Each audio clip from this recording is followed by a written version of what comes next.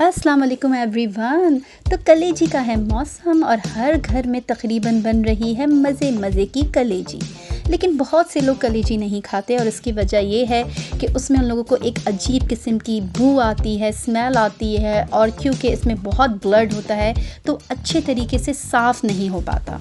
तो आज हम अपने इस वीडियो में आपको बताएंगे कलेजी को धोने का तरीका, और इंशाअल्लाह ताला अगर आप इस तरीके को यूज़ करेंगे तो जो लोग कलेजी नहीं खाते वो भी खाना शुरू कर देंगे, क्योंकि इस तरीके से बहुत अच्छे तरीके से कलेजी साफ़ हो जाती है और इसमें ज़रा सी भी स्मेल नहीं रहती और ब्लड सारा ड्रेन हो जाता है। तो लेट्स स्टार्ट।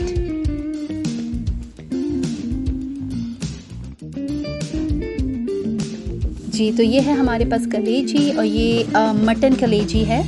ये एक बकरे की कलेजी है, पूरी तकरीबन 2 पाउंड है ये। और इस कलेजी को साफ़ करने के लिए हमें जिन चीज़ों की ज़रूरत है वो है आटा, हल्दी और विनेगर यानी सिरका। तो वाइट विनेगर हम इसमें यूज़ करेंगे। इस कलेजियों में सबसे पहले हम लगाएंगे हल्दी पाउडर, जो कि तकरीबन 2 टेबल स्पून है, और अच्छे तरीके से इस हल्दी को पूरी कलेजी की बोटियों पे आप मिक्स कर दें। तमाम बोटियों को अच्छी तरीके से कोट कर लें हल्दी से। तो उसके बाद जो है हम डालेंगे विनेगर या सिरका। ये वाइट विनेगर है जो कि 2 टेबल स्पून डलेगा, 2.5 टेबल स्पून भी आप ऐड कर सकते हैं। सिरके और हल्दी को अच्छे तरीके से आप तमाम बोटियों पे मिक्स कर लें, अच्छे तरीके से इसको मिला लें ताकि हर कलेजी की एक एक बोटी कोट हो जाए अच्छे तरीके से। कोट करने के बाद आप तकरीबन इसको आधे घंटे के लिए हल्दी और सिरका लगा के कलेजियों को छोड़ दें। ठीक है, तो आधे घंटे बाद आप तकरीबन 1 कप आटा इसमें शामिल करें, 1 से 1.5 कप। आप अपने अंदाजे के मुताबिक आटा डाल सकते हैं। आटा जब आप डालें तो आपको ये देखना है कि सारी बोटियों में अच्छे तरीके से आटा लग गया हो।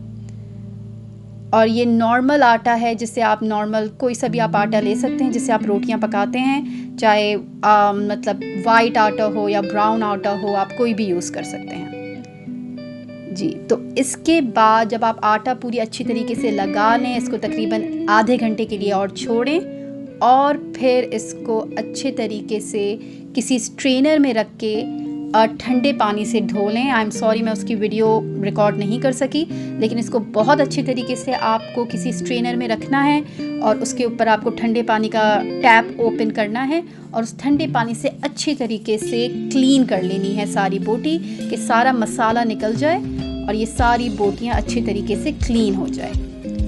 तो ये है हमारा तरीका, जिससे जो है सारा ब्लड ड्रेन हो जाएगा और किसी किस्म की भी स्मेल नहीं रहेगी।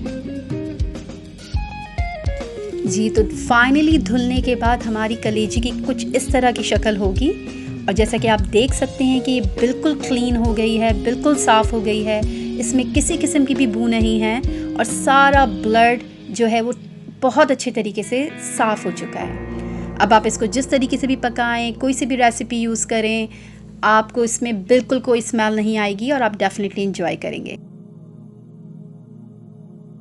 अगर आपको ये टिप अच्छी लगी है तो प्लीज़ मेरी वीडियो को शेयर करें ताकि दूसरे भी इससे फ़ायदा उठा सकें। And don't forget to subscribe my channel, और लाइक, कमेंट, शेयर और बेल आइकॉन को क्लिक कर दें ताकि आपको सबसे पहले मेरी अमेजिंग वीडियोस मिल सकें। टेक केयर, अल्लाह हाफिज़।